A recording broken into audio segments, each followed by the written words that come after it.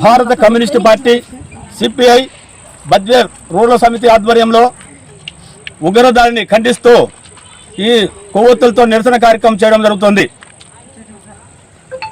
అమాయకులైన పర్యాటకులను అతి కిరాతకంగా కాల్చి చంపిన ఉగ్రవాదులను వెంటనే శిక్షించాలి.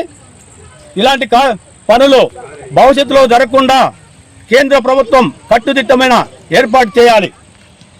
ఈరోజు ప్రజలు కాశ్మీర్లో అది పర్యాటక కేంద్రం అని చెప్పి అది చూడడానికి ఎంతోమంది వేలాదిగా అక్కడికి వెళ్తుంటున్నారు.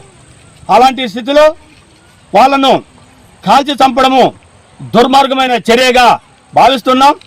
ఇప్పటికైనా ఉగ్రవాదులను మట్టు పెట్టకపోతే దేశంలో అశాంతి నెలకొల్పుతుంది. కాబట్టి మేము ప్రధానమంత్రికి ఒకటే చెప్పదలుచుకున్నాం, కట్టుదిట్టమైన ఏర్పాట్లు చేసి ఉంటే ఈరోజు 27 మంది ప్రాణాలను పోయేటి కాదు.